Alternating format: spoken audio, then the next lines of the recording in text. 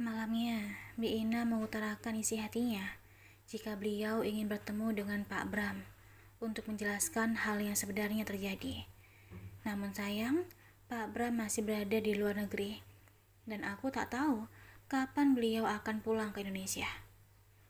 Aku juga menanyakan pada John kenapa Pak Bram pulang, namun John juga tidak tahu. Mbak Riana, kangen sama duda keren itu ya? Tanya John menggodaku. Yes, jangan aneh-aneh deh John, ucapku kesal. John tertawa ketika melihatku sebal. Ia senang sekali menggodaku, layaknya Fadil adikku. Saat aku membuang sampah ke tempat sampah, aku tak sengaja melihat Mbak Yuli, istrinya Bang Imran, di seberang jalan bersama seorang bapak-bapak. Karena tak merasa yakin, aku pun melangkah ke arah tempat toko yang Mbak Yuli masuki. Mbak Yuli, sapaku memastikan. Mbak Yuli sangat cuek dan seolah tak mengenaliku sama sekali. Aku tak tahu apa yang ia bisikan dengan bapak-bapak tersebut.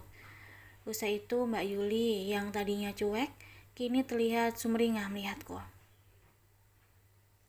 Riana, apa kabar dek? Tanyanya senang. Riana baik mbak, ucapku biasa saja. Kenalin, ini bos mbak, tempat mbak bekerja, ucap Mbak Yuli memperkenalkan bosnya. Selamat cantik, ucap bos Mbak Yuli genit sembari mengulurkan tangannya. Riana, ucapku kesal menanggukkan kedua tanganku. Mbak Yuli menarik tanganku dan berbisik jika bosnya itu suka padaku. Mendengar Mbak Yuli berkata seperti itu, perutku terasa mual dan bergidik ngeri. Apa Mbak tidak merasa bersalah meninggalkan Bang Imran dalam keadaan terpuruk? Tanyaku mencerca Mbak Yuli yang begitu bahagia dengan memilah-milah pakaian di toko fashion tersebut. Sesaat Mbak Yuli menghentikan tangannya memilah baju. Kakakmu itu sudah tak bisa lagi diandalkan. Jadi buat apa Mbak harus bertahan? Yang ada Mbak bisa makan hati, ucap Mbak Yuli enteng. Habis manis sepa dibuang. Semoga Mbak Yuli tak merasakan apa yang Bang Imran derita, ucapku. Saat aku melangkahkan kaki untuk pergi, tiba-tiba Pak Slamet memegang tanganku. Dengan spontan aku menampar Pak Slamet. Anda jangan sembarangan menyentuh saya, ucapku menunjuk ke arah Pak Slamet. Mbak Yuli terlihat sangat ketakutan ketika aku menampar bosnya. Berapa hargamu? Sombong sekali kamu, ucap Pak Slamet menginjak harga diriku. Plak. Tamparan untuk kedua kalinya mendarat di pipi Pak Slamet. Melihat keramaian, John pun datang menghampiriku ke toko depan. Aku dan Pak Slamet menjadi pusat perhatian para pengunjung toko tersebut. Berani juga nyalimu untuk menamparku. Awas, kamu belum tahu siapa saya sebenarnya, ucap Pak Slamet mengancamku dan berlalu pergi dari toko tersebut dengan mobilnya. Mbak kok bisa terlibat pertengkaran dengan bapak botak itu sih? Tanya John khawatir. Setelah aku menceritakan, John pun terlihat sangat geram dan marah. Setelah menunjukkan pukul 4 sore, aku diantar John pulang ke rumah. Seperti biasanya, John tetap mampir ke rumah walau hanya sebentar untuk menyapa ibu dan Bi Ina lalu pamit. Ibu kira kamu akan makan malam di sini, nak, ucap ibu. Lain kali ya, Bu, soalnya John harus segera pulang karena John ada sedikit urusan, ucap John pamit. Usai membersihkan diri dan ganti baju, Bang Imran dan Fadil pun pulang kerja. Namun kali ini mereka berdua diantar oleh Lingsi. Semenjak Bang Imran bekerja di tempat Fadil, mereka selalu pulang berdua. Kami menyambut kedatangan mereka dengan sumringah. Bi, kira-kira Bi Ina kenal tidak dengan Pak Sadik? Tanya Lingsi. Bi Ina hanya mengangguk ragu. Kenapa nak Lingsi mengenalnya? Sadik itu orang yang berbahaya nak, ucap Bi Ina khawatir. Kira-kira di mana rumahnya Bi? Apa Bibi tahu? Tanya Lingsi ingin tahu. Jangan ke sana nak, jangan pernah berurusan sama mereka, ucap Bi Ina melarang Lingsi. Bi, kasus Pak Yakub itu bisa terbongkar jika kita bekerja sama dengan Pak Sadik, karena Pak Sadik punya kartu asnya, ucap Lingsi mantap. Bi Ina sejenak berpikir terlebih dahulu. Nak Lingsi, majikan Yakub adalah Pak Bram. Apa sebaiknya kita bertemu dulu dengan Nak Bram? Ucap Bi Ina memberi usul. Apa? Jadi Pak Bram adalah majikan Pak Yakub? Pantasan, waktu itu Pak Bram antusias sekali mendengar cerita Lingsi. Sepertinya Bibi benar. Agar tak terlalu beresiko, sebaiknya Lingsi menemui Pak Bram terlebih dahulu. Ucap Lingsi setuju. Aku pun menjelaskan apa pada Lingsi jika Pak Bram masih tetap kekeh dengan tuduhannya bahwa Pak Yakub yang membunuh istrinya. Kulihat wajah Fadil begitu kagum melihat Lingsi saat membicarakan kasus Pak Yakub. Setelah Lingsi pamit pulang, aku pun ingin membalas menggoda Fadil. Cinta terpendam nih, ucapku senyum-senyum. Cie, Mbak Ria, curhat jika cintanya terpendam dengan Dr. Lutfi, iya kan? Ayo ngaku Mbak, ucap Fadil tak mau kalah. Mengapa aku yang harus menjadi malu dan bukannya Fadil? Aku menyesal telah menggodanya dengan Lingsi. Dil, kayaknya senjata makan tuan tuh, timpal Bang Imran memojokkanku.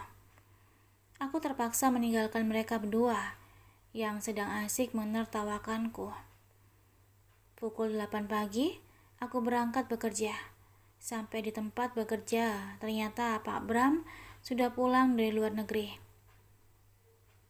Riana, ini untukmu, ucap Pak Bram memberiku paper bag yang tak ku tahu isinya apa.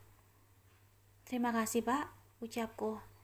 Dan ini untukmu John, ucap Pak Bram, memberikan paper bag satu lagi pada John. Makasih ya Pak Bram, ini pasti oleh-oleh dari luar negeri, ucap John senang. Tanpa basa-basi, Pak Bram langsung masuk ke dalam ruang kerjanya di toko. Aku bisa melihat Pak Bram memperhatikanku sedari tadi di balik kaca ruangannya. Duda keren itu terlalu dingin untuk ditaklukkan oleh wanita manapun. Jika ia sudah suka padaku, Pak Bram tak akan pernah mengutarakan secara langsung, meski Pak Bram sempat melamarku. Bosku itu memang berwatak aneh. Mbak, bagus bukan jam tangan John? Luar negeri gitu loh, ucap John memperlihatkan jam tangannya padaku yang diberikan oleh Pak Bram. Mbak sudah buka paper bag-nya? Tanya John penasaran. Aku menggeleng dan meneruskan pekerjaanku. Buka dong Mbak, rengek John. Akhirnya aku mengambil paper bag yang diberikan oleh Pak Bram. Ketika aku buka, sebuah kotak perhiasan berwarna merah di dalam tas tersebut. Aku tak sampai berani membukanya, karena aku tahu kotak itu pasti berisikan perhiasan yang mahal. Rasanya, hadiah yang diberikan oleh Pak Bram terhadapku terlalu berlebihan. Aku sengaja berbohong pada John jika yang diberikan Pak Bram hanya sebuah parfum wanita. Aku takut nantinya John berpikir yang aneh-aneh tentangku. Beruntung John tak terlalu kepo dan mempercayainya. Aku pun mengetuk ruangan Pak Bram. "Masuk," ucap Pak Bram. Setelah duduk di kursi, aku pun mengutarakan maksudku. "Maaf Pak, saya rasa hadiah yang Bapak berikan pada Riana terlalu berlebihan," ucapku menolak. "Kamu sudah membukanya, Riana?" tanya Pak Bram. "Belum Pak, Riana hanya melihat kotaknya, namun belum melihat isinya. Namun Riana yakin itu pasti sebuah perhiasan mahal," jelasku. "Riana, kenapa kamu tidak membukanya terlebih dahulu sebelum kamu menanyakan bahwa hadiah itu mahal? Hadiah itu kukhususkan untukmu, karena aku telah mengubah hatiku yang dingin menjadi hangat. Terimalah." Aku tak suka penolakan, dan aku pun tak menginginkan imbalan apapun, ucap Pak Bram serius. Dengan berat hati, aku pun membuka kotak merah mungil itu. Isinya sebuah cincin emas putih yang sangat mungil dan cantik. "Pakailah Riana, anggap saja cincin itu hadiah untuk karyawan yang ulet dan bekerja keras," ucap Pak Bram. Berarti selama ini aku terlalu percaya diri jika Pak Bram suka padaku. Ternyata aku hanya dianggap sebagai partner kerja yang baik. Aku pun memakai cincin itu di jari manisku. Cincin tersebut sangat pas dengan jari manisku. "Terima kasih apresiasinya Pak," ucapku tersenyum. Ucap Pak Bram dingin. Aku pun keluar dari ruangan Pak Bram dan kembali melanjutkan pekerjaanku.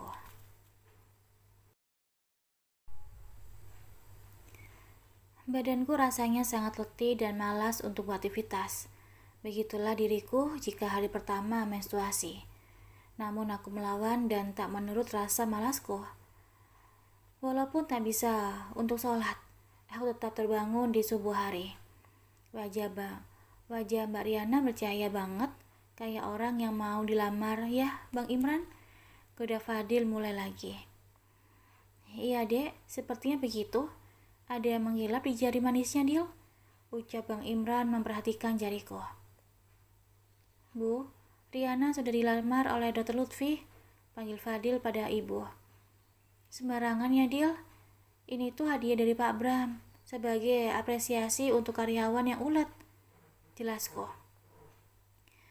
Fadil dan Bang Imran hanya mangut-mangut. Sesuai janji, pagi ini Lingsing datang menjemputku dan sekalian ia akan ke rumahnya Pak Bram bersama Bi Ina. Tak lama menunggu, Lingsing pun datang. "Kita ke rumahnya Pak Bram atau ke tokonya langsung?" tanya Lingsing. "Ke tokonya aja dek, soalnya Pak Bram biasanya pagi ini sudah berangkat ke toko," jawabku. Sesampainya di toko, tumben sekali mobil Pak Bram belum terparkir di depan. Aku pun menanyakan pada John yang sudah datang di awal waktu. "John, Pak Bram sudah kesini belum?" tanyaku. "Mbak Riana kangen ya?" ucap John mulai menggodaku. "Is John, Mbak itu serius," ucapku. Belum sempat John menjawab, Pak Bram pun tiba. Hari ini bosku itu penampilannya terlihat begitu santai, lebih keren dari hari sebelumnya. "Pagi Pak Bram," sapa Lingsi tersenyum. "Pagi, mari ikut saya," ucap Pak Bram, mengajak Lingsi dan Bi Ina masuk ke dalam ruangan. Layaknya setrikaan, aku mondar-mandir ke sana kemari, tak jelas. Ingin sekali aku ikut bergabung bersama mereka dan mengetahui apa hasil dari obrolannya. Rupanya mata Pak Bram memperhatikanku sedari tadi. "Riana ke ruangan," ucap Pak Bram tanpa basa-basi. Aku duduk di samping Bi Ina dan menggenggam tangan Bi Ina yang sudah basah oleh keringat dingin. "Mohon maaf Pak Bram, jika kedatangan kami ke sini mengganggu waktu Bapak. Maksud Lingsi dan Bi Ina ke sini hanya ingin menanyakan secara detail kronologi kematian Bu Firda, istri Bapak. Dan mohon maaf jika kami lancang, ucap Lingsi hati-hati. Sebelum mengatakan sesuatu, Pak Bram menatap kami secara silih berganti, kemudian menghela nafas pelan.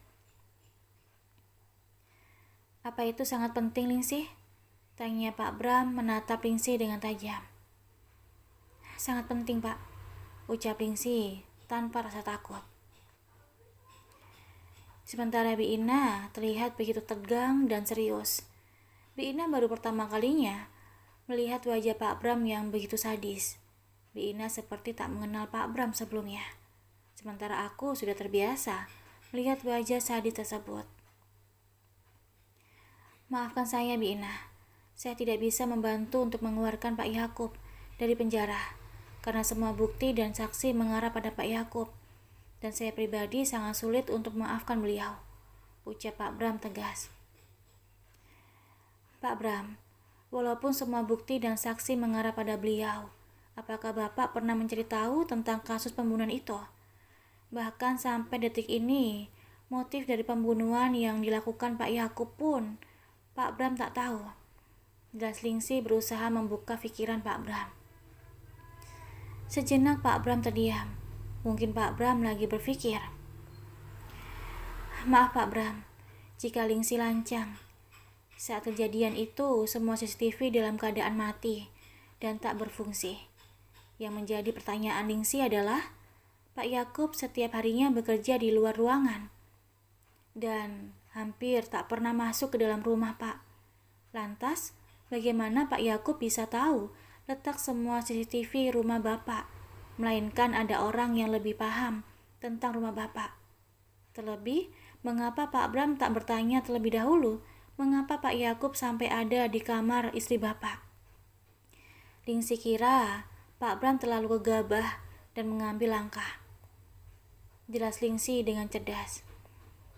Pak Bram sepertinya mulai luluh dengan penjelasan Lingsi yang masuk akal. Layaknya diinterogasi polisi, Lingsi mengajukan banyak pertanyaan pada Pak Bram. Kami serasa berada di ruang persidangan. Apakah ART Bapak ada yang bernama Dinda? Tanya Lingsi. Pak Bram hanya mengangguk. Sebelum kejadian, Pak Yakub disuruh oleh Dinda untuk menemui istri Bapak di kamarnya. Kata Dinda bahwa istri Bapak ingin meminta tolong pada Pak Yakub. Yang Lingsi tanyakan, apa istri Bapak sering minta tolong pada Pak Yakub? Tanya Lingsi.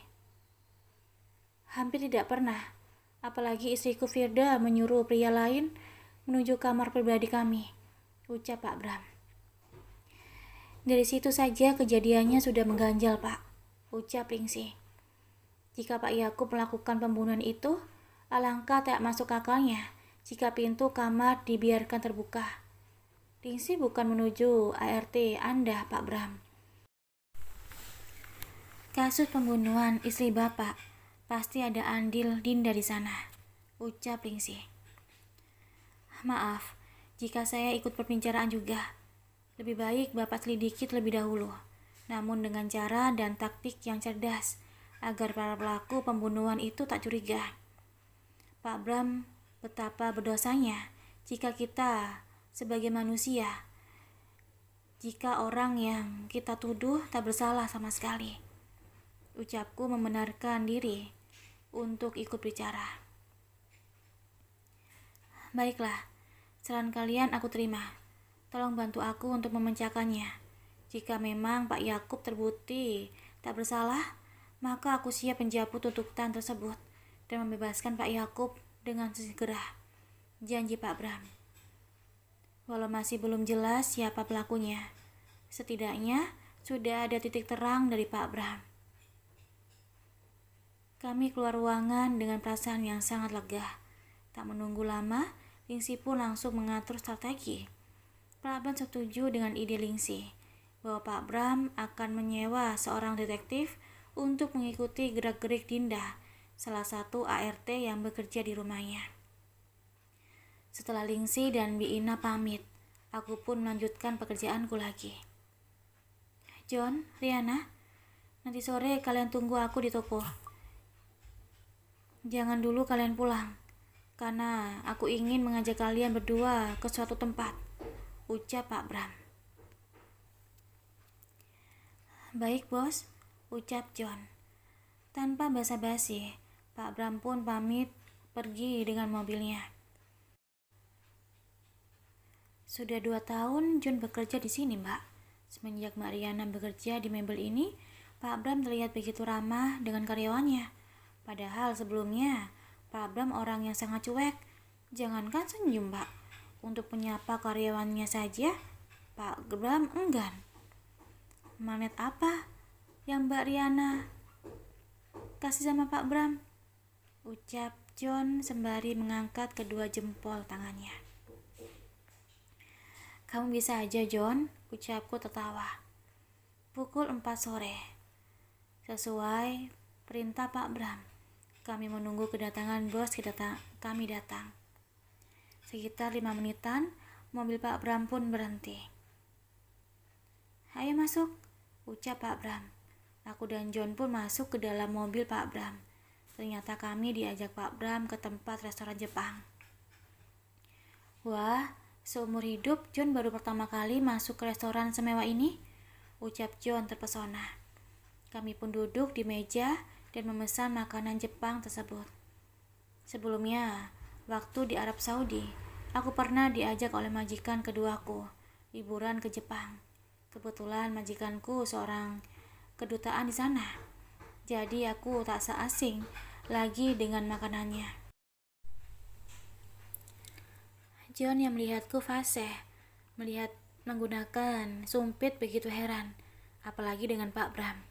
Tingkah John menggunakan sumpit membuat aku dan Pak Bram tertawa geli, hingga makanan yang hendak ia jupit mendel mengenai wajahnya. Seumur hidup baru pertama kali ini aku melihat Pak Bram tertawa lepas. Saking lucunya, mata Pak Bram sampai berair. Karena kesal, akhirnya John menggunakan tangannya untuk makan.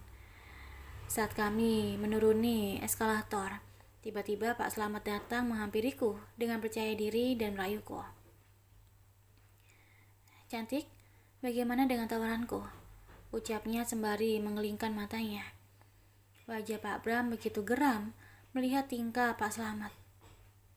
Maaf, Anda siapa?